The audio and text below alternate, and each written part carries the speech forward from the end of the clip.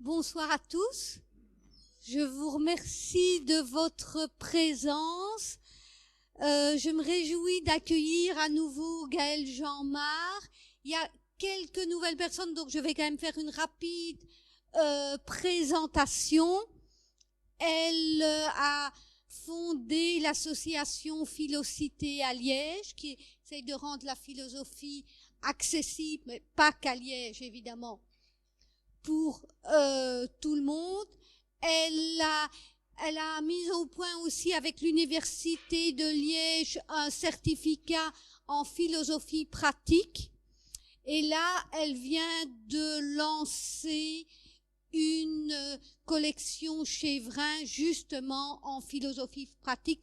Notre cycle étant axé sur la philosophie pratique, je mets plutôt en évidence ces éléments-là de son curriculum. Alors aujourd'hui, elle va nous présenter, nous parler sous cet angle de la philosophie pratique justement des stoïciens, qui est une école qu'elle apprécie particulièrement.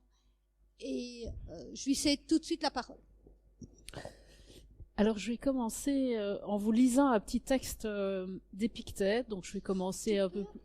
Je vais essayer oui, ça va, vas-y. On n'entend pas bien ? Mais si tu ne parles pas, je ne peux pas le régler non plus. Alors, je vais commencer par un petit texte d'Épictète. Ça va mieux, là ? Oui. Qui va tout de suite vous donner un peu le ton. Quand quelqu'un est fier d'être capable de comprendre et d'expliquer Chrysippe, dis-toi à toi-même, si Chrysippe n'avait pas écrit de manière obscure, celui-là n'aurait aucune raison de faire le fier. Mais moi, qu'est-ce que je veux ? Chercher à connaître la nature et à la suivre. Je cherche donc qui peut me l'expliquer.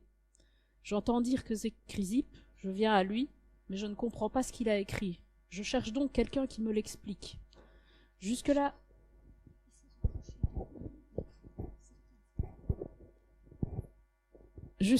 il n'y a rien dont on ne puisse être fier. Quand j'ai trouvé celui qui me l'explique, il me reste à faire usage des préceptes qui m'ont été enseignés. Voilà ce dont on peut être fier. Mais si c'est l'explication elle-même que j'admire, que suis-je devenu d'autre finalement qu'un grammairien au lieu d'un philosophe, avec la seule différence que j'explique Chrysippe au lieu d'Homère. Donc je rougis plutôt lorsque quelqu'un me demande « Fais-moi l'exercice d'explicitation de texte de l'œuvre de Chrysippe » si je ne suis pas capable de produire des actions qui soient en ressemblance et harmonie avec les discours de celui-ci. Alors, vous voyez que je vais peut-être vous expliquer Chrysippe, ou plutôt non, je ne vais pas vous expliquer Chrysippe, parce qu'en réalité, je ne vais pas m'intéresser au stoïcisme grec. Chrysippe, c'est le premier stoïcisme, c'est les Grecs à partir du 5e, 4e siècle avant notre ère. C'est un contemporain plus ou moins de Platon. Il y a, dans cette vague du stoïcisme, il y a aussi Zénon. Donc je ne parlerai pas de Zénon, de Chrysippe. Vous m'entendez pas, c'est vrai ? Moi j'ai l'impression vraiment qu'on entend, mais bon. Bref. Faites-moi des signes si ça va pas.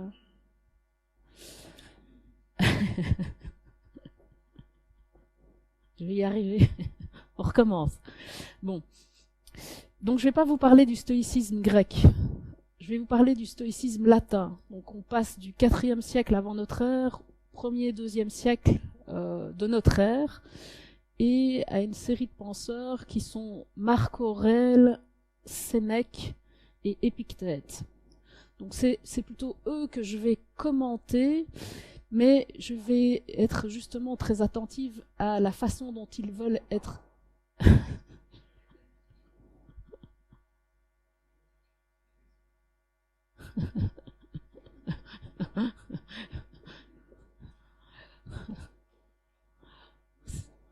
Oui, je vois ça.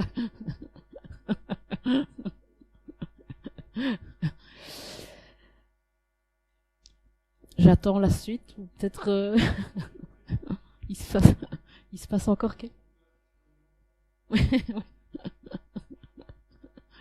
C'est bien, il y a une suite. Ça, personne ne veut sortir ou...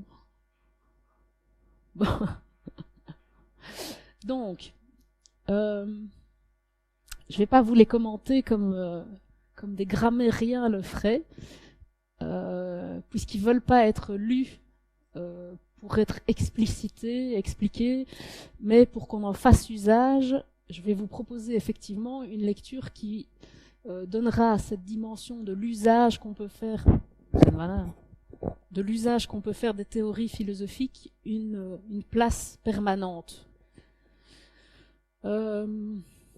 Alors, je vais vous proposer une présentation assez classique du stoïcisme par les trois grandes parties de la philosophie qu'il considère, à savoir la logique. La logique, elle est divisée en deux rubriques chez les stoïciens. Il y a d'une part la science du discours, c'est-à-dire plutôt de la rhétorique, et d'autre part la science du raisonnement, c'est-à-dire plutôt une théorie de la connaissance.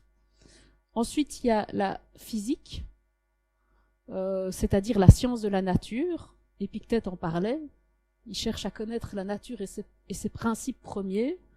Donc effectivement, quand on parle de philosophie dans l'Antiquité, vous devez être conscient que la philosophie, c'est pas une discipline singulière qui a un champ de questionnement réduit comme c'est le cas aujourd'hui. C'est une discipline totale qui englobe potentiellement également une physique. Donc la physique n'est pas une discipline à part. Généralement, les philosophes sont physiciens, et même la physique est d'abord une discipline philosophique. Alors cette physique, donc c'est une science du fonctionnement global du monde qui s'intéresse à tous les phénomènes naturels. Donc vous avez une cosmologie, on s'intéresse aux éclairs, aux orages, enfin on s'intéresse à tous les phénomènes naturels, quoi. Une réelle physique. Ensuite, il y a l'éthique, qui correspond à la science pratique qui guide nos actions et qui s'intéresse donc à notre responsabilité morale. Et donc la philosophie englobe ces trois dimensions-là. Aussi bizarre que ça puisse nous paraître aujourd'hui, une éthique, comment se diriger soi-même, une logique, comment penser, quelles sont les règles qui guident le raisonnement, quels sont les principes de la connaissance, et une physique qui s'intéresse au monde et à tous les phénomènes naturels. Alors ces trois disciplines sont étroitement intriquées, elles sont imbriquées, elles sont mélangées. Et il y a toute une série de métaphores chez les stoïciens pour dire cette intrication des trois champs. Il y a d'abord la métaphore de l'œuf. Donc les stoïciens disent que la coquille, c'est la logique, le corps solide qui protège, disons. Le jaune d'œuf, c'est la physique. Le blanc d'œuf, c'est l'éthique. Il y a aussi la métaphore de l'homme. L'âme, c'est la physique. Les chairs, c'est l'éthique. Et le squelette, c'est la logique. Donc, vous voyez une série de métaphores qui déclinent l'intrication profonde de ces trois disciplines, et on ne peut pas faire de la philosophie en se spécialisant. On doit faire ces trois disciplines parce que c'est tout un. Enfin, de sorte que ça va être un peu compliqué de savoir par quoi on commence, parce que les trois disciplines sont tout le temps intriquées. De la même façon qu'on ne peut pas dire que la coquille du jaune d'œuf, la coquille de l'œuf est un intérêt en elle-même, elle a un intérêt en tant qu'elle protège le blanc et le jaune, mais le blanc et le jaune, ils peuvent pas exister sans la coquille qui les protège, etc. Enfin, vous voyez, de la même façon, en philosophie, cette intrication est permanente. Alors moi, je vais bien être obligée de découper, mais ça, c'est un peu artificiel. Je vais de temps en temps éprouver un peu de mal à ranger telle ou telle chose, plutôt dans la logique ou plutôt dans l'éthique. Départager la physique et l'éthique parce que en fait à chaque fois qu'on fait de la physique il y a une finalité éthique et on a besoin de la logique et la logique a des effets éthiques. Enfin vous voyez, c'est tout le temps ça qui est en jeu. Voilà. Alors moi je vais commencer par l'éthique. C'est un peu paradoxal parce qu'en fait l'éthique c'est la finalité de la philosophie. On fait de la philosophie pour se diriger dans l'existence. Euh, mais ça permettra, quand on aura la fin, pourquoi on philosophe, ça permettra d'éclairer autrement l'éthique, la physique et la logique. Donc je pense que c'est pas mal de commencer par l'éthique. Alors, pour ceux qui étaient là il y a un mois, plus ou moins, j'avais parlé de la philosophie comme thérapie de l'âme, et j'avais dit que la première des thérapies que soignait la philosophie, que prétendaient soigner les philosophes, c'était ce qu'on appelait justement pathologie. Donc le terme lui-même dit que le pathos est une maladie, et donc c'est le soin des passions. Alors les stoïciens, et l'éthique stoïcienne, elle est typiquement une thérapie des passions, parce que ce que vise l'éthique stoïcienne, c'est l'apathie, donc le fait de sortir absolument de ses passions, le fait de se soigner de toutes ses passions. Alors, quelques éléments de précision sur les passions. Il y en a 4 pour les stoïciens. Il y a la peine, la crainte, le désir et le plaisir. Elles ne nous paraissent pas toutes négatives, comme ça, on en garderait bien l'une ou l'autre, peut-être particulièrement le plaisir. Mais elles peuvent se décliner dans une série d'émotions plus fines dont on peut assez vite percevoir les éléments négatifs. Alors par exemple, la peine, elle peut se décliner en pitié, en envie, en jalousie, en haine, en souci, en ennui, en chagrin, en douleur. C'est pas très enviable, on comprend qu'il faille se curer de ces passions-là. La crainte, c'est la perplexité, c'est l'angoisse, c'est la frayeur, c'est la honte, c'est la stupeur, c'est le trouble. Le désir, c'est le manque, c'est le besoin, c'est l'aversion, c'est le goût des querelles, c'est la colère, c'est le ressentiment, c'est l'irritation. Et le plaisir, c'est la joie du mal, la jouissance, l'effusion, le charme. Et tous ces états sont d'une part caractérisés par le fait qu'ils sont changeants, on passe facilement d'une passion à une autre, et donc ils nous rendent changeants, donc on est soumis à cette sorte de labilité des émotions, on passe d'un état affectif à un autre, et cette soumission, elle est réelle, c'est-à-dire qu'on n'est pas maître de ces changements, comme je le disais la fois passée, c'est que ce sont les émotions qui sont maîtres à bord. Et donc, non seulement on est changeant, mais en plus on pâtit, c'est-à-dire on subit, on est la proie de ces émotions qui nous gouvernent. Alors exalté, tout nous paraît sublime, et puis on tombe dans le désespoir, et là tout nous paraît affreux. Voilà en gros qu'on perd la maîtrise de soi-même. Alors, opposé à ces passions qui font de nous des êtres changeants, des êtres inconstants, des êtres passifs, le bonheur est présenté comme une tranquillité, une sérénité. Oui, on pourrait avoir aujourd'hui une conception du bonheur un peu plus vivante, disons, mais typiquement le bonheur chez les stoïciens, c'est la sérénité et la tranquillité de l'âme. Et c'est aussi la constance qui nous fait maintenir un avis fermement au cours du temps, qui fait de la cohérence de nos discours, de nos attitudes et de nos gestes une vertu, et une vertu aussi au sens où c'est quelque chose qui nous rend profondément heureux, la constance. Et enfin, il y a ce qu'on peut viser aussi, c'est la liberté. Bonsoir tout le monde. Parce que précisément, on est maître de soi-même, on n'est plus gouverné par nos émotions, et donc quand on est serein, tranquille, c'est-à-dire apathique, on est aussi libre. Alors, une petite précision quand même, parce que comme ça tranche un peu avec l'époque, c'est cette idée qu'on gagne le bonheur à être apathique, à être privé de toute passion. Il y a eu des évolutions historiques, il y a eu des stoïciens plus tard, notamment Shaftesbury, qui est un conte anglais né au XVIIe siècle, dont je vous parlerai à l'occasion, Shaftesbury y récupère un certain nombre de passions comme étant positives. Mais ce n'est pas le cas dans le stoïcisme romain. Il n'y a aucune passion qui est exceptée. Et c'est que si, par exemple, auparavant, certains philosophes comme Aristote pensaient qu'il y avait des passions utiles, comme la colère pour le soldat, parce qu'elle va lui donner courage, comme la pitié qui va nous permettre la commisération, la générosité, eh bien pour les stoïciens, tout ce qu'on fait sous le coup de la colère ou sous le coup de la pitié, on doit pouvoir le faire sous le coup de la raison. C'est-à-dire, si vous donnez à un mendiant parce que vous avez pitié, mais que ne lui donnez-vous pas parce que c'est rationnel de le faire, parce que c'est raisonnable de le faire. Et donc il n'y a pas de vertu spécifique à la passion que la raison ne puisse prendre à son compte. Il y a toujours une bonne raison d'être généreux et on n'a pas besoin d'avoir pitié pour ça.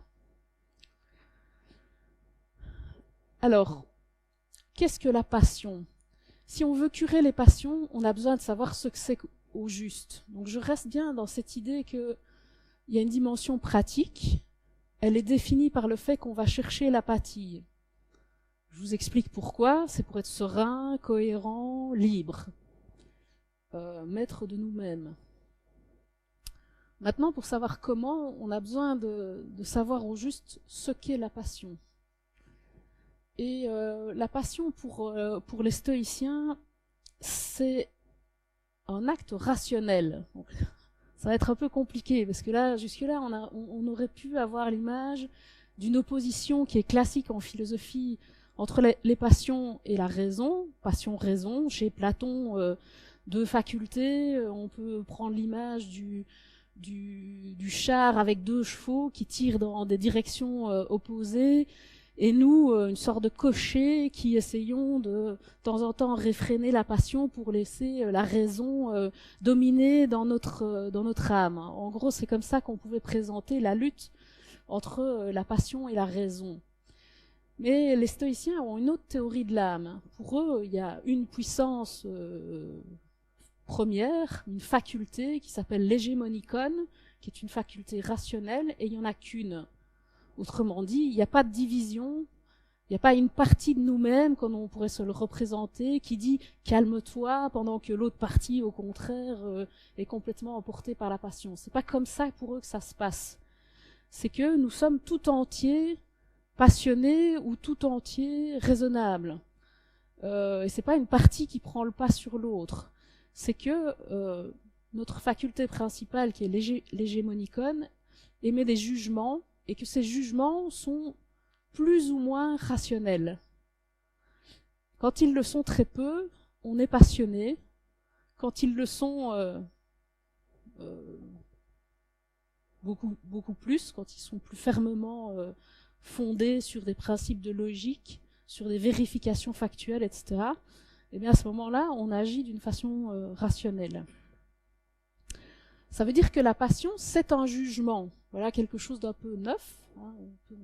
On n'aurait pas tendance à imaginer à la définir ainsi, mais la passion pour les stoïciens, c'est un jugement.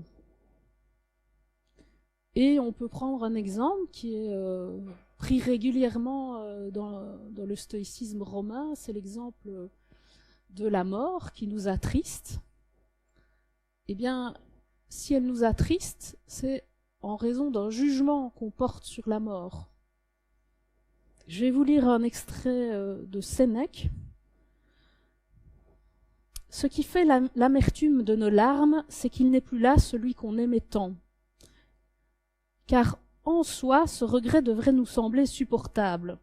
En effet, les absents, ou ceux qui vont l'être, tant qu'ils vivent, nous ne les pleurons pas, bien que nous soyons parfois entièrement privés de les voir et de jouir d'eux.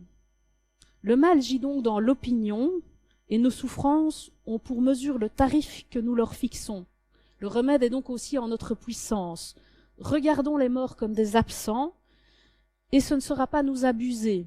Nous les avons laissés partir, que dis-je, envoyés devant pour les suivre.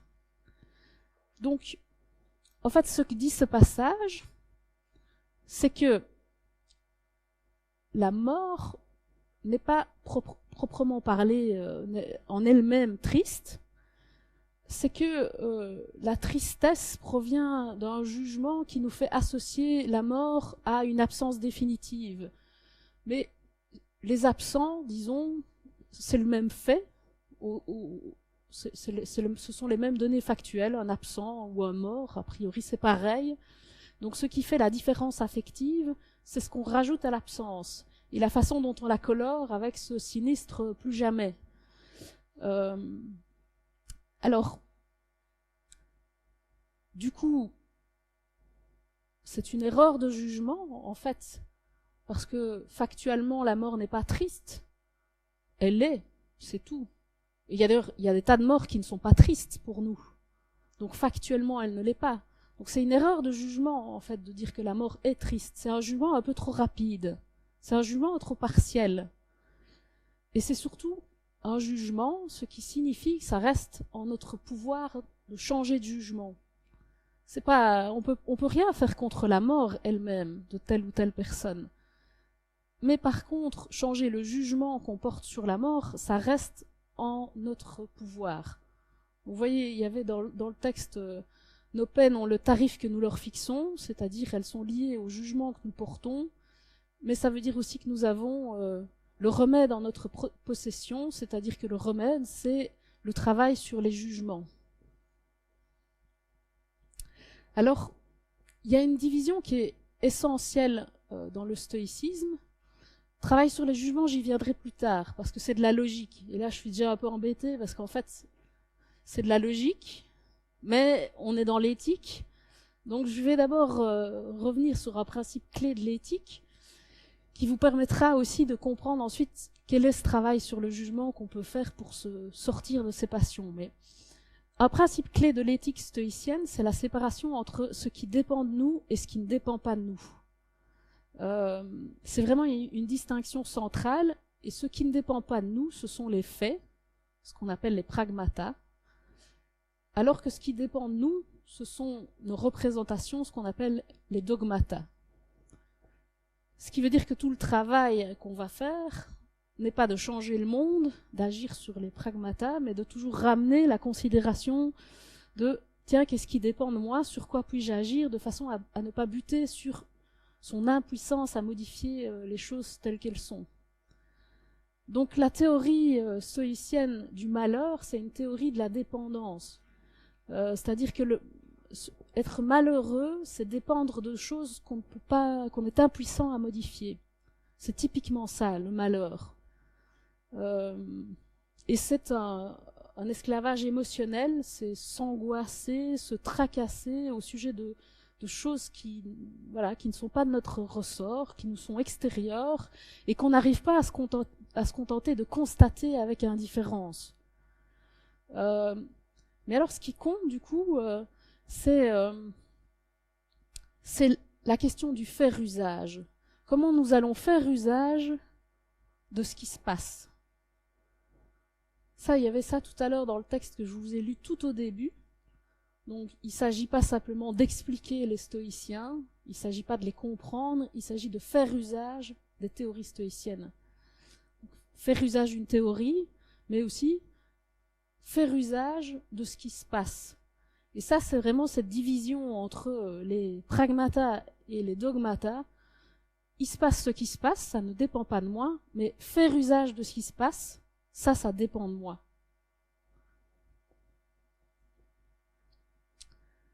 Alors, ce que conçoivent les stoïciens, c'est que nous faisons notre malheur nous-mêmes. C'est que la façon dont nous faisons usage de ce qui se passe, c'est souvent un usage qui construit nos passions les plus tristes. Et on pourrait prendre des exemples ça peut être la littérature, ça peut être les journaux, les journaux au quotidien. Dans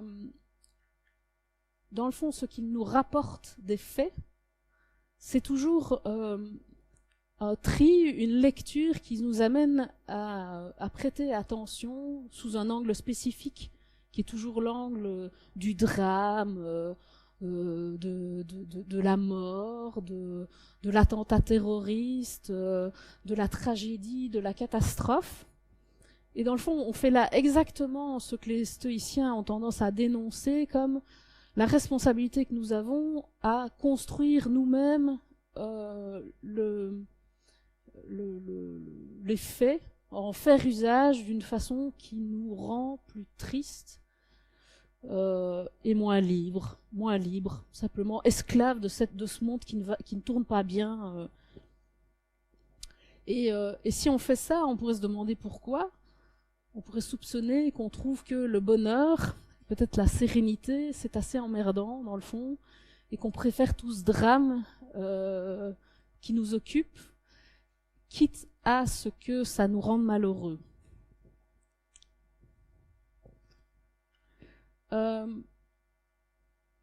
Alors, premier petit exercice stoïcien, si on veut commencer à travailler nos représentations, l'usage que nous faisons des événements, il faut d'abord se rendre compte de comment nous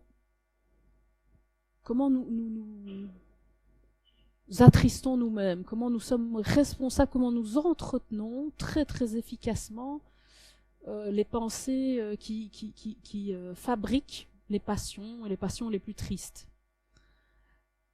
Alors ça peut être justement être d'abord attentif à ces petits mécanismes. Alors il y en a un qui me frappe, c'est qu'on est très doué pour se redire la phrase qui va vraiment nous affecter. Il m'a trompé, quel salaud. On sent que cette phrase, on peut se la ressusurrer au moment où l'émotion décroît, comme pour se remettre un petit coup d'affect négatif. Là, je suis bafouée. Et c'est pareil sur les colères. Hein. On voit ce genre de mécanisme où on est sur un théâtre, on est la personne abusée ou la personne maltraitée, légitimement en colère, et ça marche à coups de petites phrases qu'on se redit au moment opportun pour être sûr d'entretenir la flamme. Et c'est très bien de voir ça, parce que si on voit qu'on fonctionne comme ça nous donne des éléments pour viser l'apathie, donc sortir de cette façon que nous avons d'entretenir nos propres passions, et même celles qui nous rendent les plus tristes. Hein. C'est ça qui est hallucinant, c'est que effectivement, la colère et l'injustice et le fait d'être trompé ne sont pas des sentiments agréables, mais néanmoins, on ne va pas s'empêcher pour autant de redire ces petites phrases qui vont nous réenflammer, comme si on avait absolument besoin de vivre ces passions pour exister. Alors, voilà l'exercice stoïcien. D'abord se rendre compte de ces mécanismes d'alimentation de nos passions, et puis supprimer ces phrases. Marc Aurèle dit « Supprime la phrase « on m'a fait du tort », le tort est supprimé.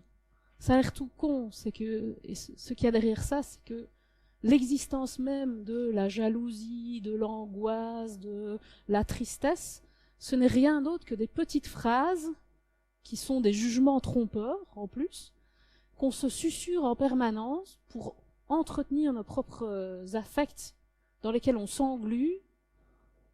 Voilà, il suffit de supprimer les phrases et tout va bien. Vous n'êtes pas venu pour rien.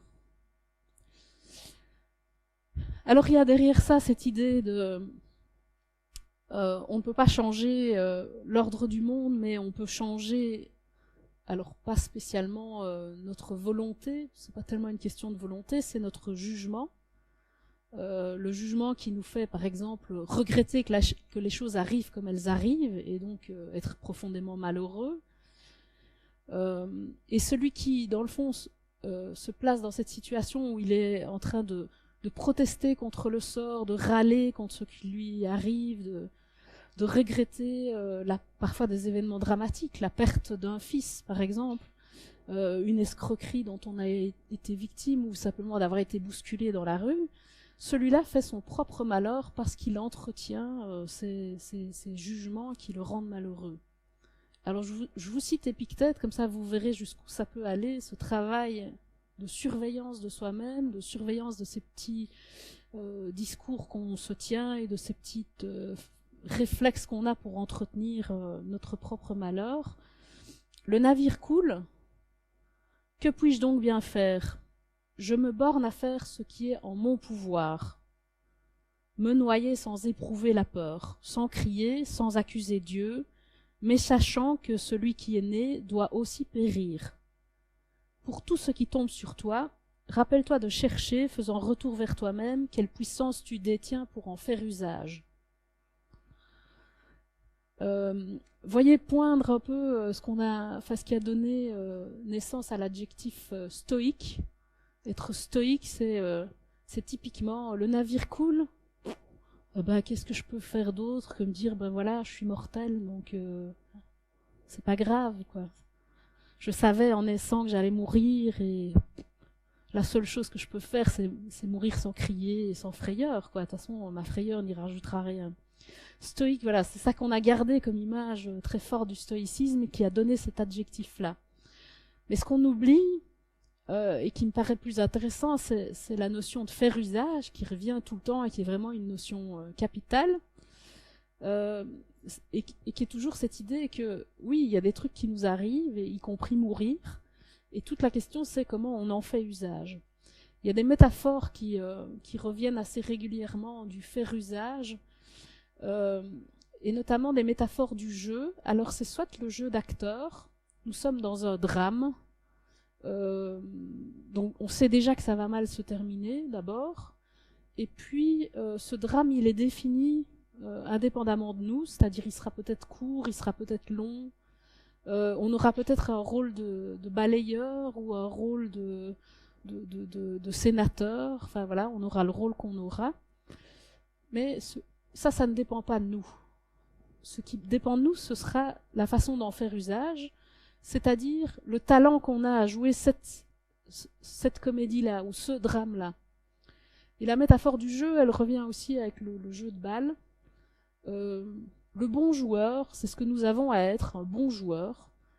Et le bon joueur, c'est pas celui qui fait que la partie est gagnée, c'est celui qui fait avec tout ce qui se passe. Tous les aléas du jeu, même la mauvaise passe, il passe pas son temps à se plaindre qu'on lui ait fait une mauvaise passe, parce que le bon joueur, c'est précisément celui qui est capable de faire avec.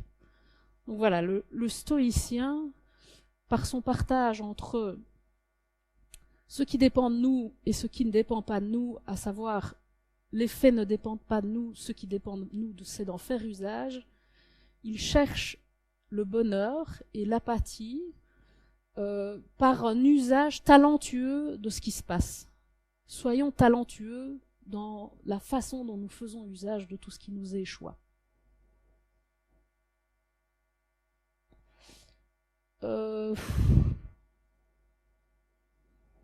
C'est trop peu. Vous manquez d'ambition. Le talent, c'est quand même autre chose que l'adaptation, mais néanmoins c'est dans l'esprit quand même. C'est faire avec et ne pas se plaindre, parce que la plainte, c'est l'entretien de l'impuissance, c'est le fait qu'on continue à regretter qu'il se passe ce qui se passe. Donc il y a une forme d'adaptation à dire, voilà, c'est ça qui se passe, et je dis pleinement oui à ce qui se passe, en fait.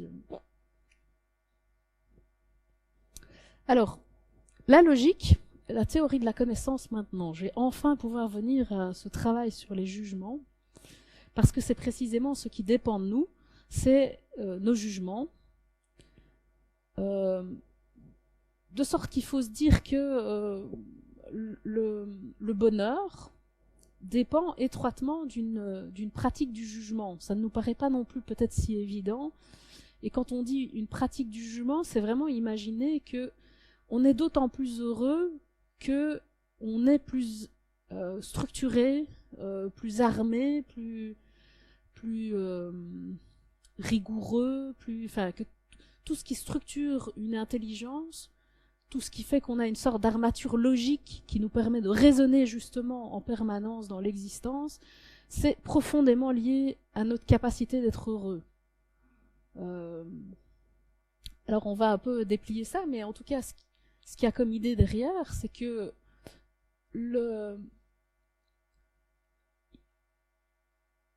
on cherche une cohérence rationnelle, on cherche à mettre de l'ordre dans nos pensées, et que dans le fond, c'est un point de passage pour mettre de l'ordre dans nos vies.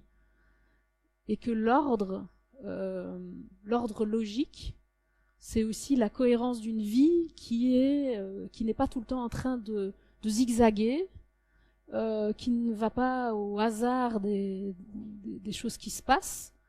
Donc vous voyez qu'il y a d'un côté les aléas de tout ce qui se passe, et on ne peut rien contre ça, mais on a une possibilité qui est un travail sur notre armature mentale qui permet de nous donner une direction, et cette direction, c'est comment nous jugeons ce qui se passe.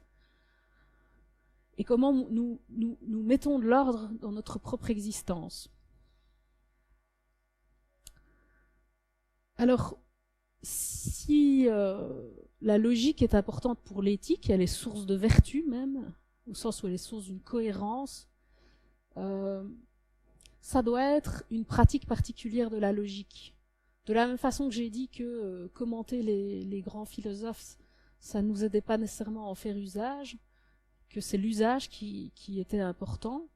De la même façon, la logique, c'est pas un art gratuit, donc il n'y a pas d'intérêt, par exemple, à examiner les raisonnements valides ou à dénoncer les sophismes comme ça.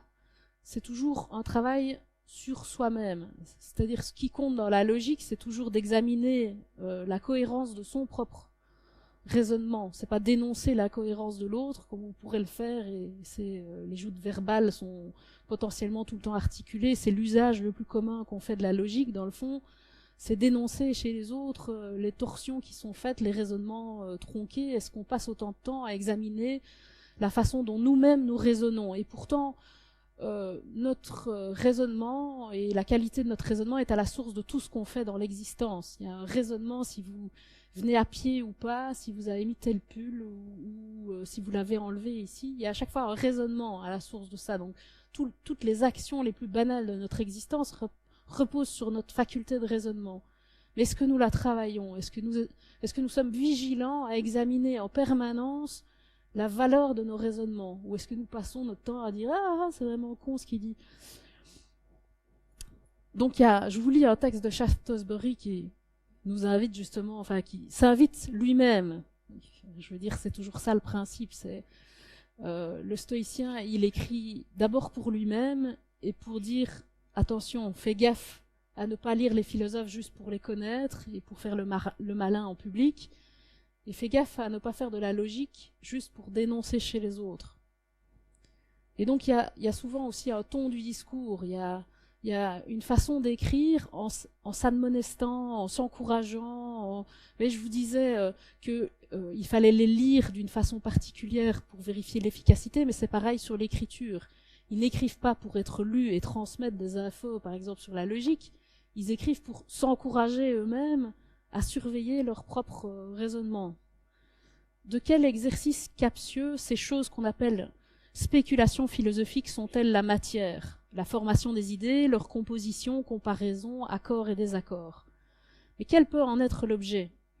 Que je me regarde moi-même, là, que j'examine s'il existe ou non une connexion et une cohérence, un accord ou un désaccord, si ce que j'approuve là en ce moment, je ne le désapprouve pas le moment d'après, si je garde au contraire la même opinion des choses, la même préférence et le même jugement. S'il en va autrement, quel est l'objet de tout ce raisonnement, de toute cette exactitude? C'est pas toujours clair, hein, c'est un langage un peu particulier, mais c'est toujours bien. Faites gaffe au langage captieux, au langage vide, aux grandes théories, et veillez toujours à son application concrète et sur vous-même. Alors, donc, suis-je sujet au changement d'avis? Mon jugement a-t-il une fermeté qui lui permet d'être maintenu au cours du temps? Et qu'est-ce qui me permet cette fermeté? Est-ce que je suis vigilant à tout ça? Est-ce que je suis vigilant à tout ce qui fait la rigueur et l'exactitude du jugement, qui fait que je ne vais pas, comme une toupie, changer d'avis en permanence, changer de direction? Alors si je change de direction, si c'est que je juge trop vite, c'est que un élément nouveau peut me faire changer d'avis, mais ça veut dire qu'il y a un suspens du jugement qui est important et qu'il y a une surveillance du jugement qui est de tous les instants, et c'est ça qu'on appelle la logique, la surveillance de son jugement. Alors on prend une image chez les stoïciens, c'est une image qui vient de chez Épictète, qui est celle du changeur d'argent. On peut être à l'égard de nos jugements comme le changeur est à l'égard de la monnaie.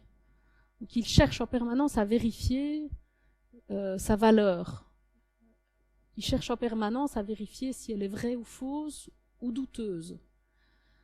Est-ce que nous pouvons être à l'égard de nos jugements comme un changeur qui vérifie en permanence la valeur de ses jugements, la valeur de vérité? Est-ce qu'ils sont vrais? Est-ce qu'ils sont faux? Est-ce qu'ils sont douteux? Et effectivement, il y a 3 types de jugements. Il distingue 3 types de jugements. Le premier, c'est l'opinion. Et l'opinion, c'est précisément c'est la passion, en fait. C'est-à-dire, c'est un jugement à l'emporte-pièce, qui est donc un jugement faux. On juge des choses beaucoup trop vite, et la suite nous montrera qu'on a eu tort d'imaginer telle ou telle chose qui nous a mis en colère, qui nous a angoissés, etc. Donc ça, c'est l'opinion. Et à ce type de jugement est accolé un niveau d'adhésion, un niveau d'assentiment. Ce qui compte, c'est à la fois le type de jugement, vrai, faux, douteux, et le type d'assentiment. Alors en principe, l'assentiment est plus ou moins fort. L'idéal, c'est la science, qui est le 3e type de jugement, qui comprend un assentiment très fort, puissant. On est sûr, on est certain. Et l'idéal du sage, c'est de connaître et d'être absolument certain de la vérité qu'il connaît. Voilà, ça c'est l'idéal.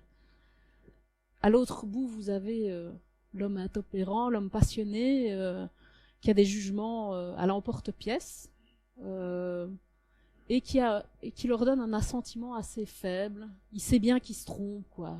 Il sait bien qu'il est humain, voilà.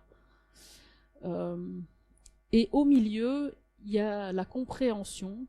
C'est une représentation qui a conscience d'un doute partiel, donc et qui a une adhésion moyenne, quoi. Pour comprendre ces 2 notions, il y a à la fois le jugement et l'assentiment. Zénon prend l'image de la main. Le poing, c'est une façon d'être de la main, serrée. De la même façon, l'assentiment puissant du sage est une façon d'être de son jugement, de son hégémonicon, de sa faculté centrale. Voilà, elle est ferme. Il y a vraiment cette idée de fermeté du poing, de la même manière, une fermeté de l'assentiment avec laquelle, que je donne au jugement parce que je sais qu'ils sont vrais, quoi. Et puis la main, elle peut être plus ou moins ouverte jusqu'à ne rien saisir fermement. Et vous avez l'image de l'homme passionné, qui est celui qui ne saisit rien fermement, et qui est donc un peu privé de direction, il est privé de certitude, il est à la merci d'avis changeants, quoi, en gros.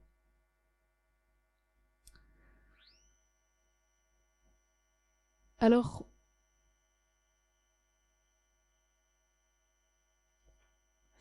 je vous dis maintenant comment faire. Comment faire avec ces jugements. Donc il y a cette image du changeur d'argent. Est-ce que nous pouvons être à l'égard de nos jugements comme un monnayeur qui doit vérifier l'authenticité?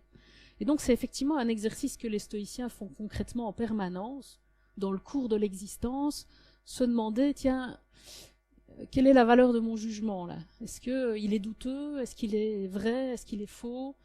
Il y a plusieurs choses à envisager. Il y a à la fois la vérité, la fausseté ou le côté douteux du jugement, et il y a l'assentiment. Je vous ai dit que normalement ces 2 choses allaient ensemble. C'est-à-dire que avec les vérités, il y a une forme d'assentiment très puissant. On est comme si on était forcément convaincu des vérités, alors qu'on est forcément peu convaincu des jugements à l'emporte-pièce. Mais on sait bien que c'est pas tout à fait vrai. C'est-à-dire qu'il y a quand même une vigilance à avoir, et c'est le premier travail, c'est ça, c'est la distinction entre ces deux degrés. Il est possible qu'on soit sûr et certain d'un jugement qui est tout à fait léger. Et même ça nous arrive assez souvent dans l'emportement de la passion. Ça va souvent avec une force de conviction très puissante. On est sûr que ce mec est un crétin, et si on devait dire pourquoi, on se fonderait sur des éléments très pauvres, parce que précisément on est emporté par notre colère, et donc on pourrait dire à la fois on a un assentiment très puissant, mais un jugement qui est vraiment qui repose sur quasiment rien, parce qu'on a pris la mouche et on s'est enflammé sur un petit détail. Le mec est arrivé en retard, et voilà, ce mec manque de respect. Enfin voilà, on peut partir comme ça dans une suite de jugements qui fabriquent notre colère et qui l'entretiennent, dont on est sûr, quoi. Et donc la première vigilance, c'est la question de l'assentiment. C'est pas parce qu'on est sûr de son jugement qu'il est vrai pour autant. Voilà. Alors, deuxième élément de vigilance, c'est qu'on juge tout le temps et qu'on ne le sait pas. Si je vous demandais en commençant la conférence, est-ce que la mort est triste? Ben, c'est une sorte d'évidence. Je veux dire, c'est pas moi qui juge que la mort est triste. Il est évident que la mort est triste. Alors, ça, c'est un exemple un peu bateau, mais dans le cours de l'existence, c'est tout le temps comme ça. C'est-à-dire qu'on cesse de juger de tas de choses et qu'on ne voit pas que c'est nos représentations, donc c'est ce qui repose sur notre jugement et non sur les faits eux-mêmes. Et donc, il y a tout un travail à faire pour faire parler, pour mettre au jour, pour déplier ces jugements qu'on ne perçoit pas comme tels. Et d'ailleurs, on les perçoit pas au point où on pense généralement l'émotion étrangère au jugement. C'est-à-dire, c'est comme si il n'y avait pas une responsabilité propre qu'on portait dans les émotions qui nous affectent, qui est précisément le fait qu'elles reposent sur un jugement. Et le jugement, c'est mon jugement. Un autre type n'aurait pas été en colère parce que quelqu'un est arrivé en retard. Il aurait jugé autrement et il aurait éprouvé une autre émotion. Vous voyez ? Donc, il va falloir travailler à mettre au jour ce langage qui murmure en nous et qui est le langage de nos jugements, qui est tout ce qui fonde nos émotions, les émotions qui ne cessent de nous agiter. Parce que j'ai oublié de dire, mais l'apathie, c'est vraiment l'horizon lointain du sage, mais le sage n'est pas de ce monde. Donc,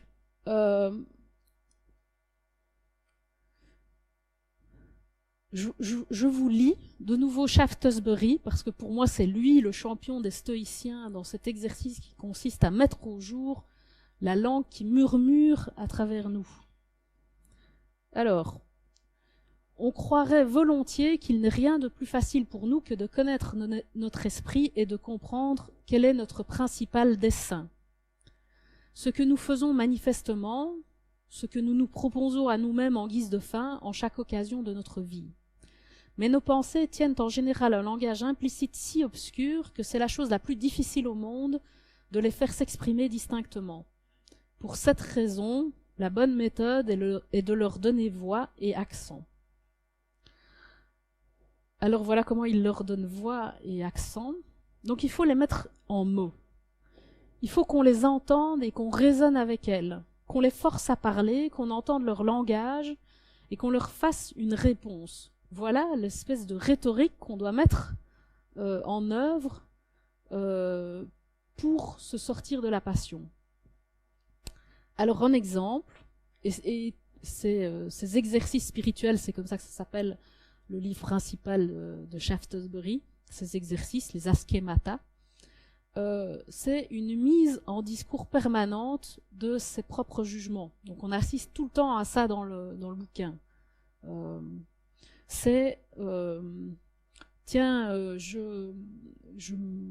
Je passe un bon moment à la table d'un autre notable puisqu'il est comte et qu'il a une vie un peu intellectuellement et socialement entourée de gens assez notables, enfin riches, etc.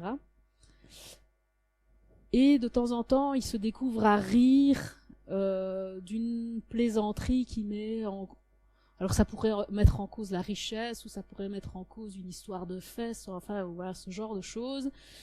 Et c'est à ce sujet-là qu'il essaye de faire parler cette langue, qu'il a fait se réjouir de quelque chose. Vous voyez ces petits moments où on sent qu'il y a un petit truc un peu malsain, qu'on a du plaisir à rire d'un petit truc un peu pas net là.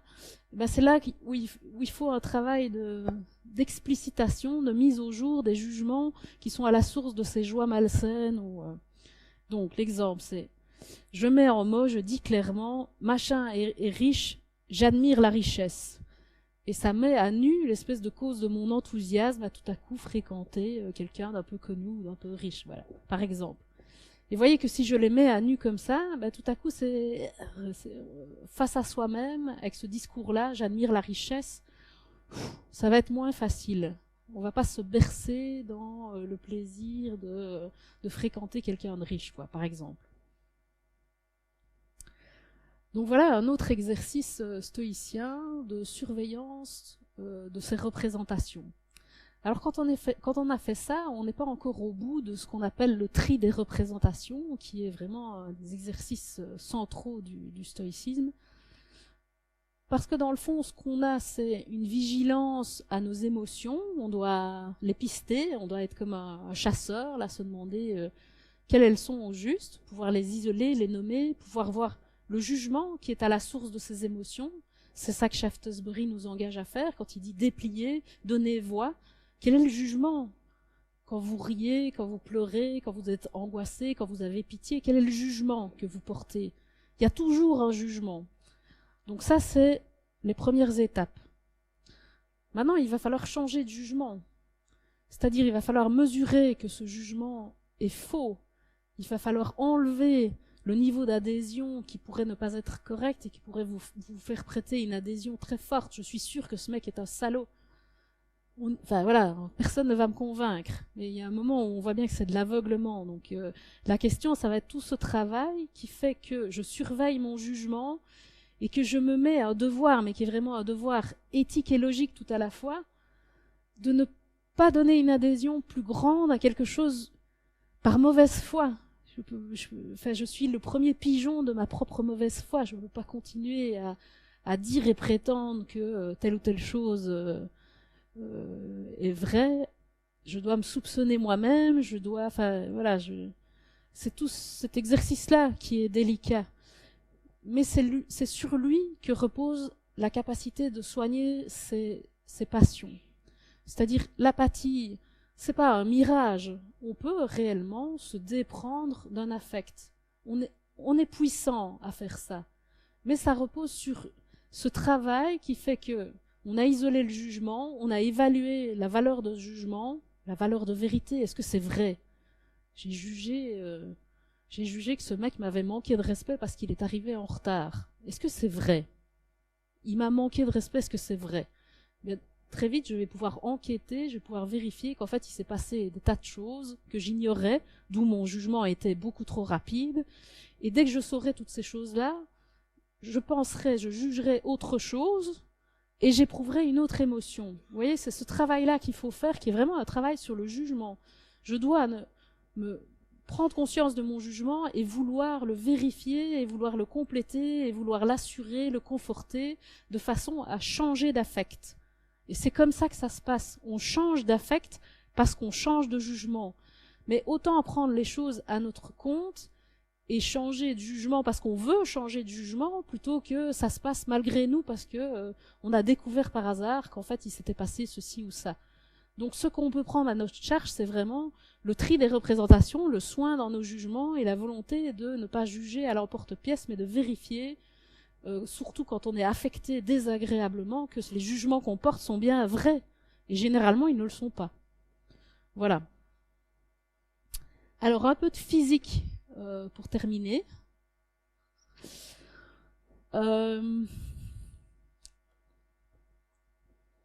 Alors c'est presque l'essentiel, bizarrement. On a l'impression qu'on a fait le tour du stoïcisme, peut-être quand on a parlé de la logique et de l'éthique, parce qu'on est au cœur du travail de modification de soi-même. Mais non. Et il y a d'abord des indications de ça quand j'ai dit dans les métaphores. Le jaune d'œuf, c'est la physique. C'est quand même pas rien, le jaune d'œuf. C'est quand même l'endroit où il va y avoir le poussin, le jaune d'œuf. Et l'âme du corps, c'est la physique. Donc vous voyez, c'est pas évident pour nous de penser que c'est pas l'éthique, l'âme, c'est pas l'éthique, c'est la physique. Bon. Alors il faut vraiment une théorie particulière du monde pour que ça se passe comme ça. C'est que les stoïciens, ils envisagent le monde comme un tout organisé, comme un cosmos, et vraiment qui est rationnel de part en part.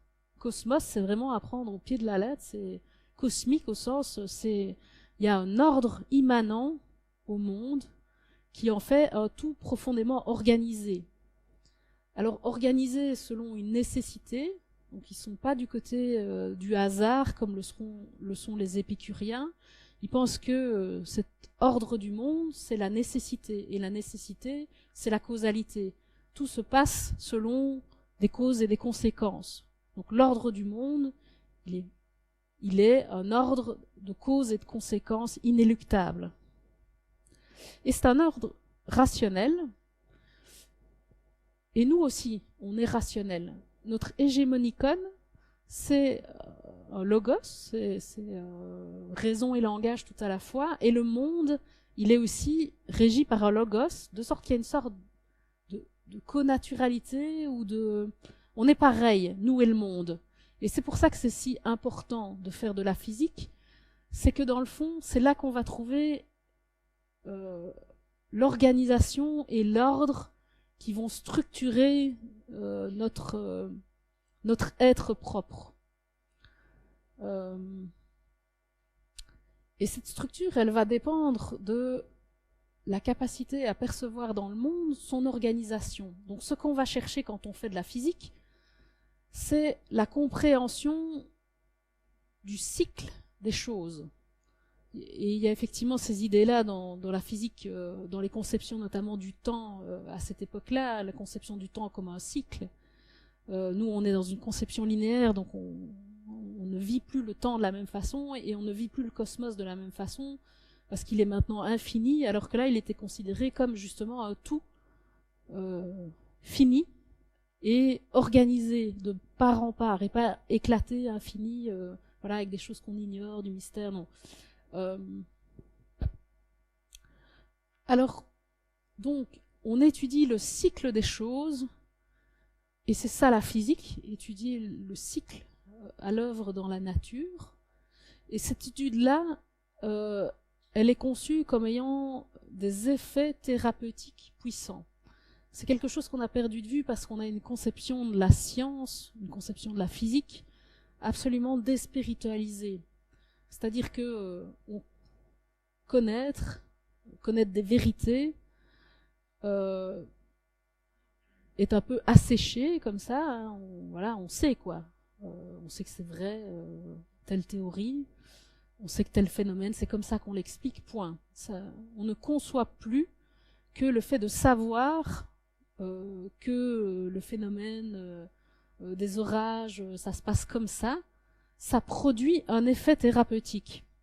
Mais c'est profondément à ça que les stoïciens sont attentifs, aux effets thérapeutiques de la physique. Alors comment ça marche, ces effets thérapeutiques? D'abord, il faut vraiment retrouver une conception spirituelle de la vérité qui dit que, dans le fond, savoir quelque chose de vrai, c'est pas juste savoir quelque chose de vrai, ça peut produire un effet d'apaisement, un effet on sait quoi.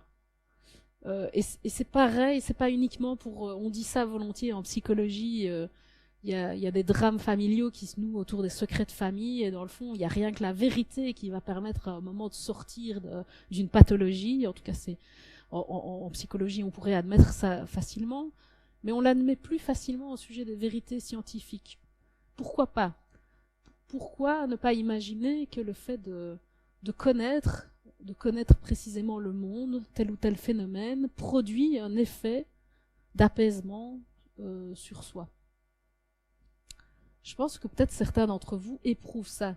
C'est juste que c'est pas mis en langage, ça fait pas partie du discours, ça fait pas partie des raisons pour lesquelles on choisirait de faire de la physique, comme si c'était jamais une question en jeu, quoi. Alors, pour vous expliquer comment ça fonctionne, je vais partir du dernier texte de Sénèque, qui est un texte qu'il a écrit juste avant de mourir, quand il est vieux et quand il sait qu'il va mourir, et il l'écrit pour cette raison-là, et c'est précisément un traité de sciences naturelles. Donc presque, quand on doit se préparer à mourir, qu'est-ce qu'on peut faire? On va faire un peu de science. Voilà, en gros. Et pourquoi? Sénèque dit, maintenant vraiment je peux rien faire d'autre, j'ai passé beaucoup de temps à faire des tas de choses inutiles, mais là je vais bientôt mourir et là je dois vraiment faire des sciences, quoi. Ça paraît un peu étrange, mais alors ce qu'il explique, c'est qu'il a l'âme au bord des lèvres et qu'il doit apprendre à la laisser partir. Donc il fait des sciences pour se préparer à mourir. Voilà, on voit pas encore comment ça marche tout de suite. Peut-être que ça va vous intéresser bientôt de faire des sciences. Alors, pour expliquer ça, il distingue les choses inutiles, les sciences inutiles, des sciences utiles qui sont les sciences naturelles. Les sciences inutiles, c'est l'histoire. Alors,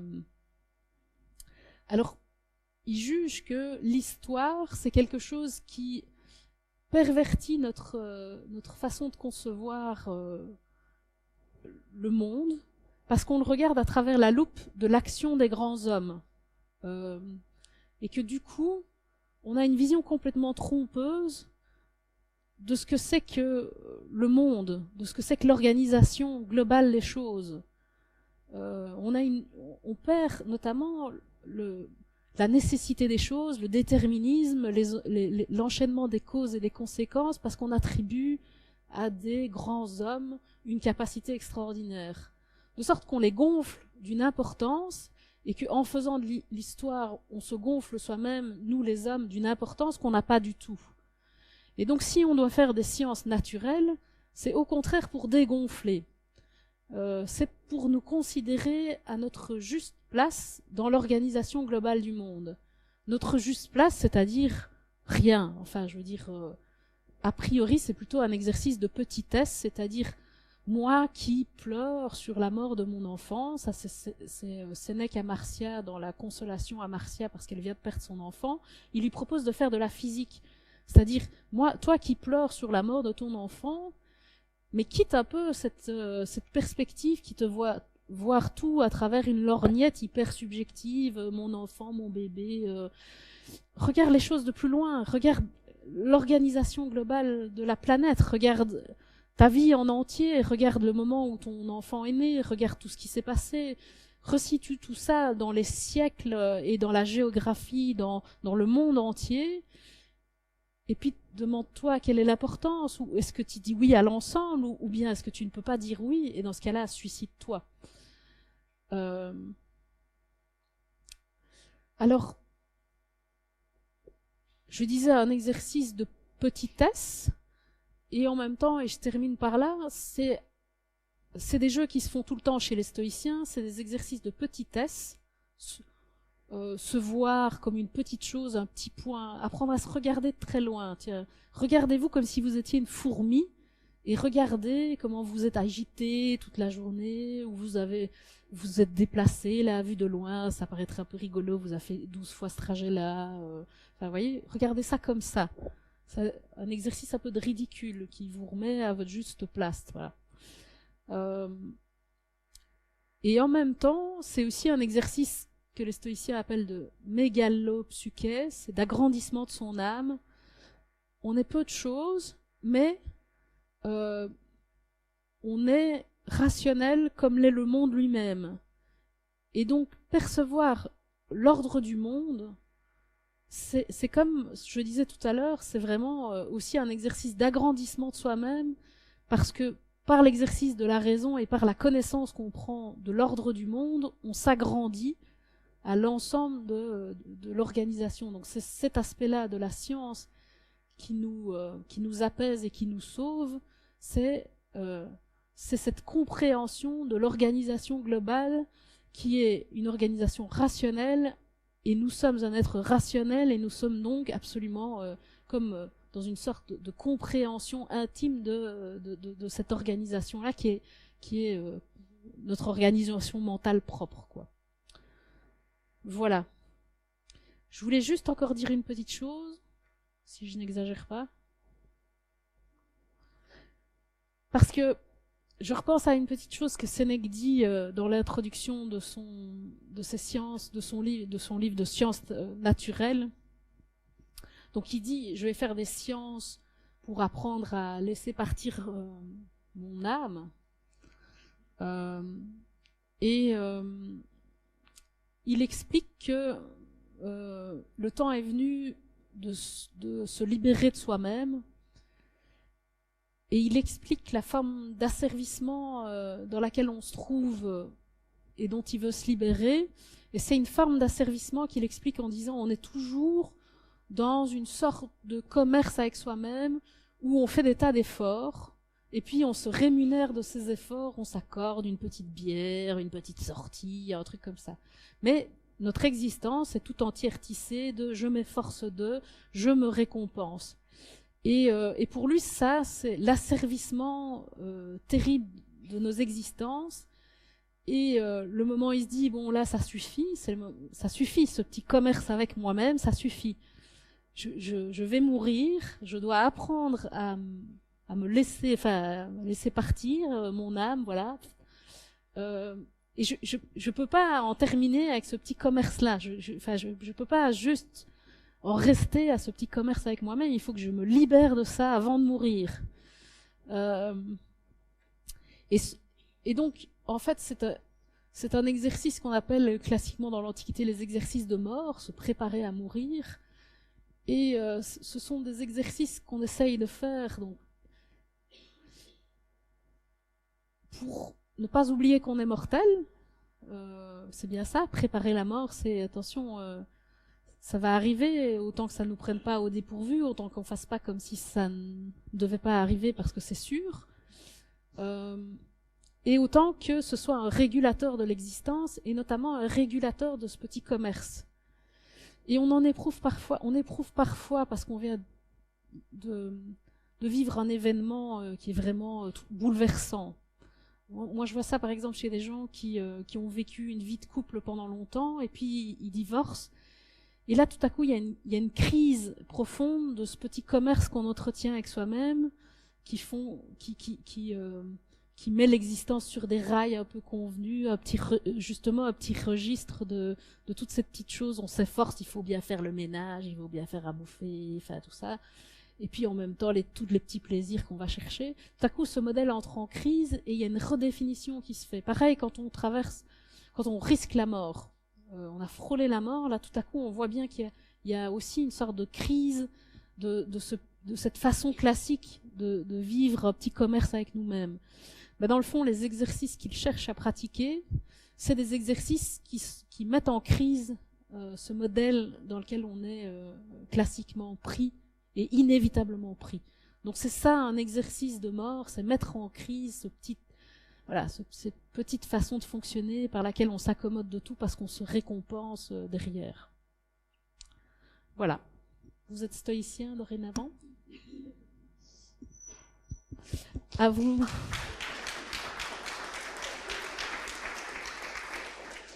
Je remercie beaucoup Gaël Jean-Marc qui a réussi à la fois à nous montrer combien la pensée stoïcienne est différente de ce qu'on connaît et à nous la réapproprier par un tas de petits exemples aujourd'hui.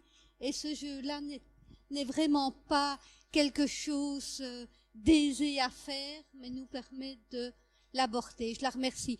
Je vous cède immédiatement la parole pour des questions ou des réactions.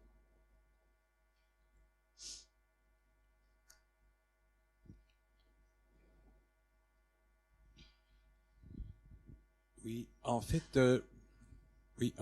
je me disais que j'aurais assisté à un cours de psychologie il y a 40-50 ans et encore maintenant, parce que finalement, tous les thérapeutes pratiquent à peu près la même méthode.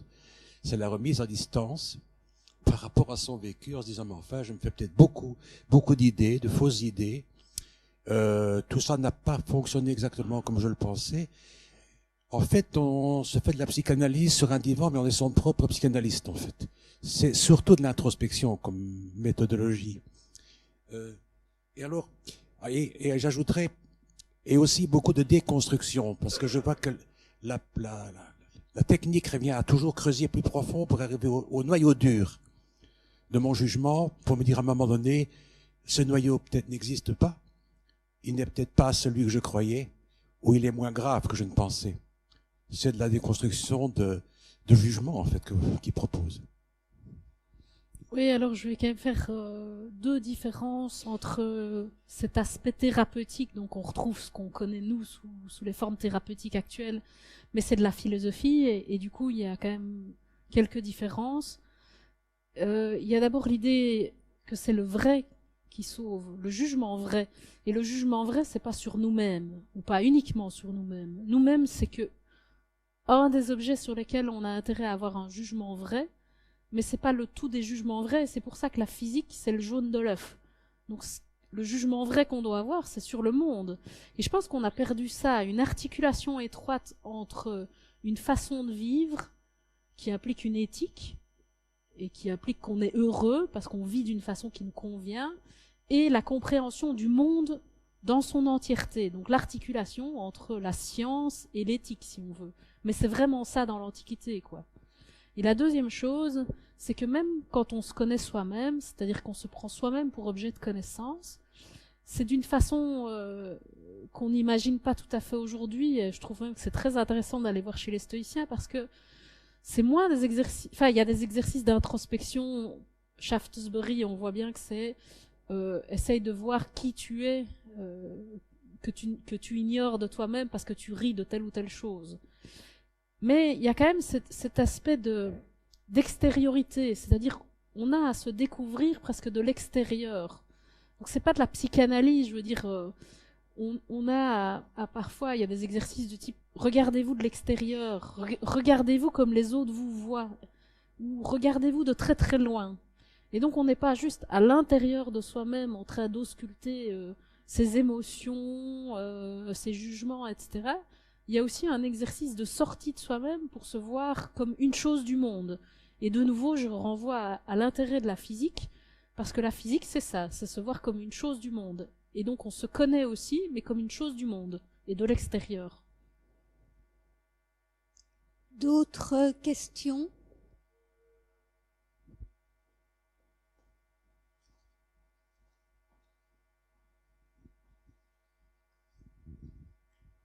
Bonsoir et merci pour cet excellent cours. Je me demandais comment est-ce que la pensée stoïcienne avait été prise du temps de l'Antiquité. Est-ce qu'elle a été très appliquée, et à notre époque moderne où on est dans une oui, vous m'entendez? Vous m'avez bien compris? Oui. Ok. Et donc je me disais que aujourd'hui où le concept de la foule est beaucoup plus important que l'individualité, j'ai l'impression que c'est une idée très individuelle en fait, le stoïcisme. Comment est-ce qu'il pourrait être appliqué dans le sens où la psychologie globale, la psychologie des foules est beaucoup plus, prégnante dans notre population, dans notre monde que ça n'aurait pu l'être à l'époque. Il y a plusieurs questions enchâssées. D'abord, je vais prendre la question du succès du stoïcisme. Moi, je pense que le stoïcisme a eu une grande influence en passant par sa réappropriation chrétienne. Ce qui me frappe, c'est que dans les pratiques spirituelles des moines chrétiens, on retrouve tous les exercices stoïciens. Alors ils sont légèrement transformés parfois, parce qu'ils mettent des valeurs chrétiennes qui ne sont pas du tout stoïciennes en jeu, comme l'humilité par exemple. Mais par exemple l'examen de conscience, c'est d'abord une pratique stoïcienne. Elle est codée, elle est précise, et puis c'est devenu pratique chrétienne, et on sait même plus très bien que ça vient du stoïcisme. Donc il y a un fond de spiritualité qui remonte jusqu'à aujourd'hui en passant par la spiritualité chrétienne qui a absolument coloré nos pratiques spirituelles. Donc ça, c'est pour la question du succès du stoïcisme. Alors sur la question de l'individualisme, effectivement, le stoïcisme, il est présenté comme une philosophie un peu du repli sur soi à une époque où l'Empire romain est extrêmement vaste, en tout cas au temps de Marc Aurèle, quand il est empereur, l'Empire romain va du Portugal à l'Azerbaïdjan, enfin je veux dire, il est vraiment immense, et on présente souvent le stoïcisme comme une façon de considérer que l'immensité et le chaos politique ne sont pas un environnement favorable, et que donc on a intérêt à se replier sur sa citadelle intérieure, son fort intime, pour apprendre à résister à tout ça. Mais par contre, je ne vois pas de différence notoire avec aujourd'hui. Je pense que ça fait partie des choses qu'on admet assez communément, qu'on est dans un monde hyper individualiste. Alors vous le regardez peut-être par une lorgnette un peu singulière, mais l'idée qu'on soit dans une société individualiste, centrée sur l'individu, sur sa responsabilité, sur ses compétences, ses capacités d'adaptation, tout ça, me paraît assez communément vécu.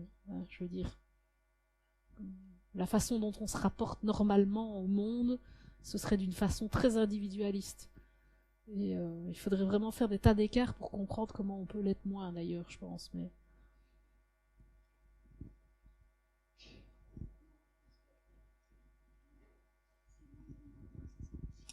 Mais donc, en termes d'individualité, je comprends, mais ce que nécessite l'introspection, c'est aussi du temps.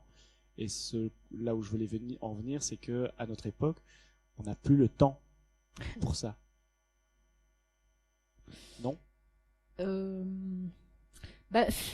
Oui, il y a effectivement une théorie d'un sociologue que je trouve très, très vrai, qui s'appelle Arnout Rosa, qui parle de l'accélération du monde et qui explique tout un certain nombre de facteurs qui font que on a des existences qui sont précipitées, notamment par les rythmes collectifs qui nous amènent à nous lever à telle heure, à conduire les enfants à l'école, enfin voilà, il y a comme une cadence comme ça, qui est une cadence d'une vie collective en permanence.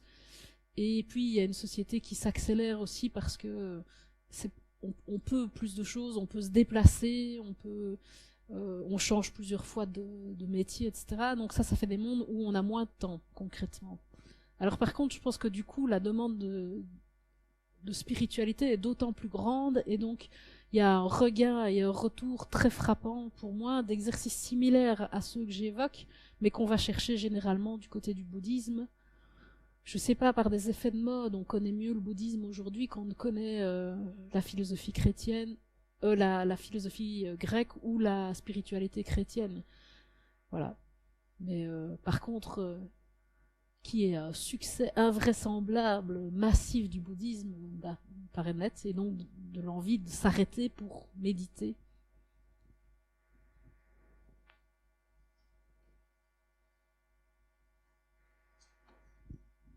Merci encore pour l'exposé. Je ne sais pas où... Oui, vous m'entendez ? Donc d'abord, je vous remercie. Je ne sais pas où ça va m'entraîner. Je reprends les mots surlignés au fur et à mesure de l'exposé. Et donc, passion, émotion. Est-ce qu'on pourrait résumer à abstraction d'affect, en fait, dans le stoïcisme ? Oui.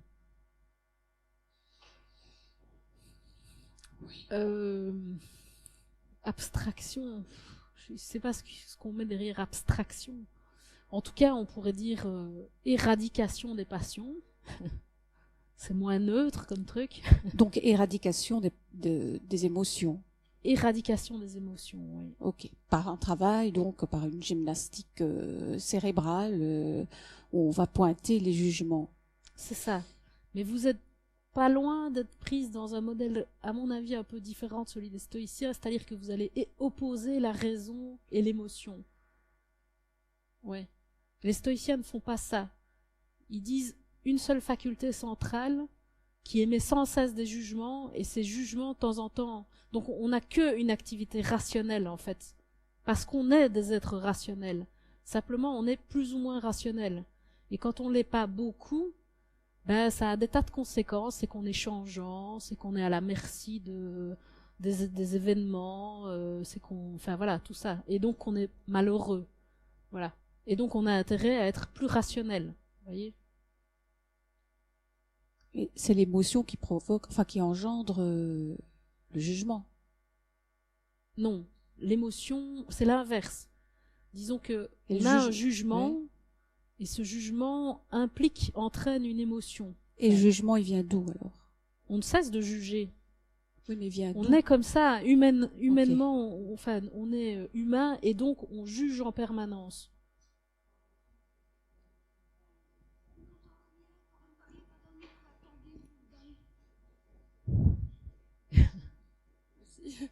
Nos jugements sont aussi en fonction des émotions, d'un contexte, même multi-contexte. Je pense que c'est ce que Madame voulait dire, mais je suis pas sûre, mais que le jugement c'est la poule ou l'œuf, quoi. Le jugement est basé sur les émotions et procure des émotions aussi, je sais pas si c'est très clair. Mais je ne sais pas si vous allez dans le même sens déjà, donc je sais pas. J'ai peur de partir sur autre chose. Alors, on prend un cercle qui s'appelle jugement et on met émotion dedans. oui, voilà. Donc il y a oui. Et ça je ne comprends pas. C'est normal. Vous êtes européenne. Oui. On est au 21e siècle. On oppose la raison et la passion, et c'est l'intérêt de se mettre dans un moule qui est une théorie. C'est vraiment l'intérêt de faire une théorie, c'est de réussir à dire, tiens, pourquoi ne pas voir les choses comme ça? Est-ce que c'est illégitime quand je vous dis par exemple que quand vous êtes affecté, ça repose nécessairement sur un jugement? Il y a toujours un jugement. Est-ce que vous comprenez ce que je vous dis? Est-ce que vous êtes d'accord? Je suis pas d'accord, Vous n'êtes pas mais je d'accord. comprends. Alors, prenez un exemple, donnez-moi un exemple d'une émotion où il n'y a pas de jugement. Donnez-moi un exemple. Ben voilà, je perds un enfant, j'ai pas de jugement. Vous n'avez pas de jugement. J'ai des affects. Vous n'avez pas de jugement. Vous êtes sûr que vous perdez un enfant, vous êtes dans quel affect, en fait? La tristesse, l'anéantissement. L'anéantissement. Qu'est-ce qui fait que vous êtes anéanti? Est-ce que c'est parce que c'est injuste? Peut-être, mais sur le moment même, pas forcément. Pourquoi, pourquoi éprouvez-vous l'anéantissement? Pourquoi? Alors si vous n'avez pas perdu un enfant, c'est peut-être la c'est douleur. compliqué. C'est la douleur, les émotions qui sont douloureuses. Non, vous n'arrivez pas à remonter. Il y a toujours un jugement. Ça peut être, c'est profondément injuste. Ça peut être, pourquoi à moi? Pourquoi ça m'arrive à moi? Mais c'est un jugement de dire que c'est injuste. Pourquoi ce serait injuste dans le fond? Quelle est la forme d'injustice qu'on dénonce là? Si vous pensez, je ne le verrai plus jamais, il n'aura pas d'avenir cet enfant-là, il n'aura pas une vie, j'aurai pas de petits-enfants. Et c'est tout ça qui alimente la douleur. C'est tous ces perles de jugement dont peut-être vous n'avez pas conscience, mais qui n'en existent pas moins, parce que s'ils n'existaient pas, vous ne seriez pas dans la douleur. Et on peut imaginer que des gens ne soient pas dans la douleur parce qu'ils n'ont pas ce genre de jugement. Et d'ailleurs, quand on remonte au cours des siècles, on voit qu'il y a une histoire du sentiment familial. Je ne sais pas si vous savez ça, mais quand on va voir au XVIIe siècle, eh bien, on pouvait perdre un enfant sans être effondré comme on l'est aujourd'hui, parce que les enfants n'avaient pas du tout la même place, parce qu'on n'avait pas du tout le même type de rapport, la société n'était pas structurée à ce point par la vie de famille. Et donc, ces émotions-là, elles ne sont pas naturelles, elles ne vont pas de soi, elles sont le fruit d'une époque et d'un certain nombre de jugements qui sont plus ou moins communs ou plus ou moins propres à telle ou telle personne.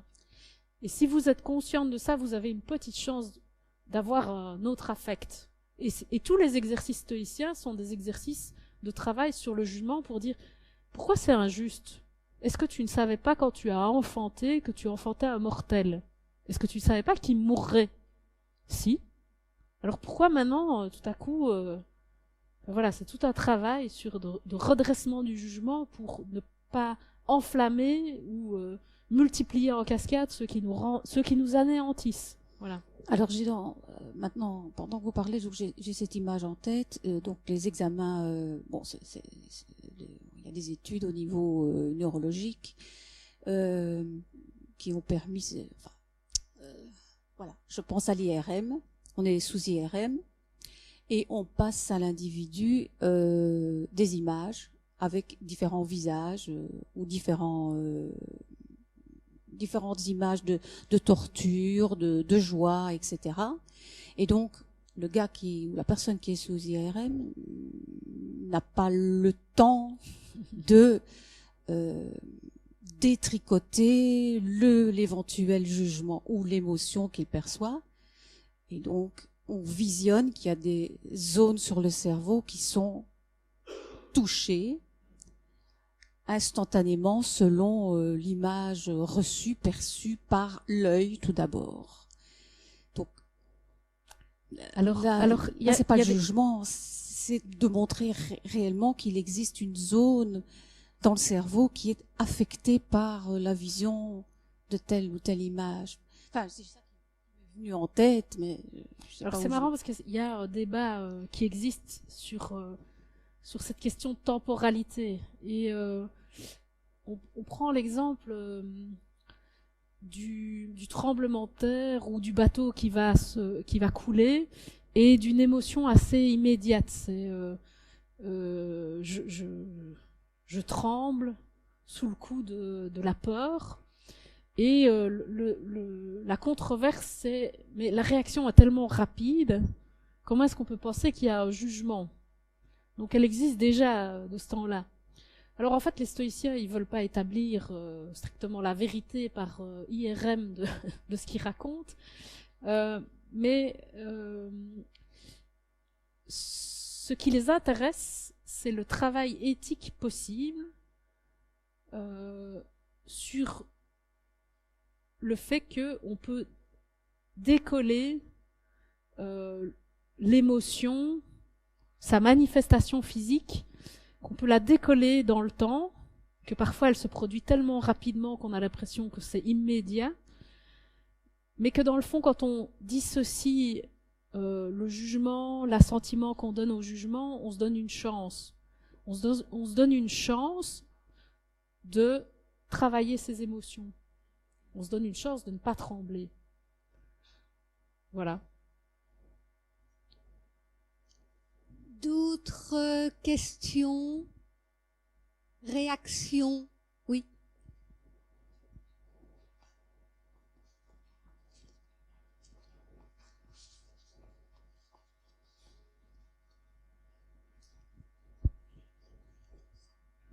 Bonjour. Voilà. Moi, question, ce serait plutôt, c'est une question pour continuer, je peux dire, l'étude des stoïciens ou l'approfondir.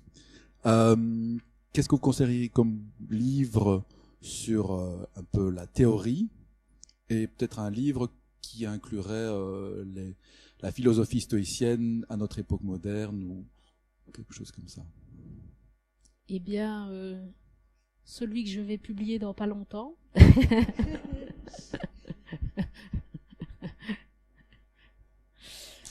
Oui, on est en train d'écrire un livre à deux sur les philosophies antiques et particulièrement stoïcisme et épicurisme, qui sont des philosophies sur lesquelles il y a beaucoup à dire. Enfin voilà, mais celui-là c'est je pense qu'il paraîtra en septembre, je crois. et il s'appellera La philosophie antique en pratique, et il paraîtra chez Vrin dans la collection de pratiques philosophiques. Sinon, alors j'ai un livre que j'aime beaucoup, mais je sais pas dans quelle mesure il est accessible. Je crois que ça devrait aller, mais je sais pas toujours mesurer. Ça s'appelle justement Faire usage. Je crois que c'est les stoïciens et la notion de faire usage. Et c'est Thomas Benatouilly. Je vais vous l'écrire, comme ça vous...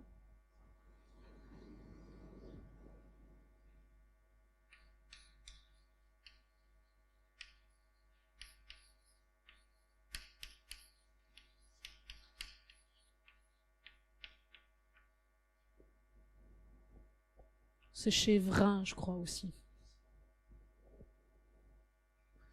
Et sinon, je conseille de lire les stoïciens, en fait.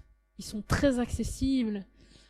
D'abord les stoïciens, et dans les stoïciens, le manuel d'Épictète, c'est pas un gros manuel, c'est, je sais pas moi, une 60aine de pages, ou peut-être même moins. Il y a les pensées pour moi-même de Marc Aurèle. Il y a beaucoup de petits textes de Sénèque. Il y a la constance du sage, de la brièveté de la vie. C'est des petits textes, et je les trouve d'un accès à la fois financièrement. Je crois qu'il y a des petits bouquins apparus dans les toutes petites bibliothèques. Là, à 2 € vous trouvez des bouquins de Sénèque, et à la fois je pense que c'est vraiment très facile à lire. Voilà.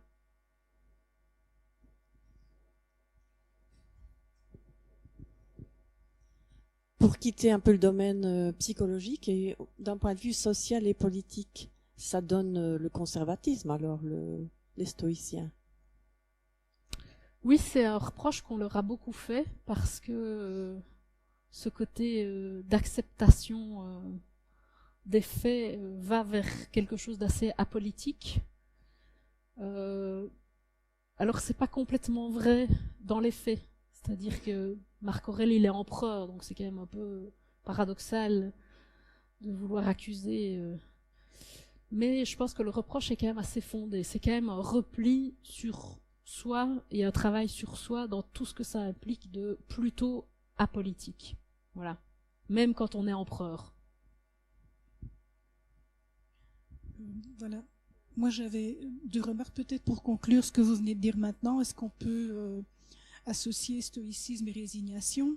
Ça, c'est la première chose. Et la deuxième, est-ce que les stoïciens ont, par exemple, parlé des émotions chez les animaux? Est-ce qu'ils considéraient qu'il y avait un jugement là derrière ou pas? Non, alors je prends les animaux parce qu'il y a vraiment une différence qu'ils font entre les humains et les animaux, qui est justement les animaux. Ils éprouvent une impulsion à quelque chose, comme l'araignée à tisser sa toile, et le comportement suit mécaniquement et immédiatement. Alors que ce qui définit l'humain comme humain, c'est précisément sa capacité à refuser son assentiment à l'impulsion. On revient à les jambes qui tremblent. J'ai les jambes qui tremblent, je n'y peux rien, mais je peux refuser de donner mon assentiment au jugement qui me fait trembler. Voilà. Ah oui, mais... Voilà, j'ai dit, je pensais plus au chien, pas à l'araignée.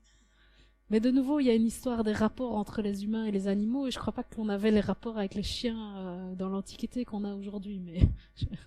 Non, en fait, voilà. Les animaux, c'est vraiment des animaux, quoi. Faut pas déconner pour les stoïciens. Excusez-moi. En tout cas, ils ne les mettaient pas dans la physique. C'est pas des êtres rationnels, et ils sont pas capables de jugement, ou s'ils jugent, ils sont pas capables de suspendre l'assentiment qui fait qu'ils mécaniquement ils agissent. Et enfin voilà. Et l'autre chose, je ne sais plus. Ah oui, résignation. Non, c'est pas de la résignation. C'est beaucoup plus positif que ça. C'est oui à ce qui arrive. C'est pas dommage, je me résigne, ça arrive parce que ça arrive. Non, c'est la force de faire avec ce qui arrive, en jouissant de tout ce qui arrive. Donc voilà, c'est pas tout à fait pareil. Est-ce qu'il reste encore des questions? Surtout pas, je vois qu'il y en a qui disent surtout pas. Dans ce cas, je remercie encore notre conférencière du jour. Merci à vous.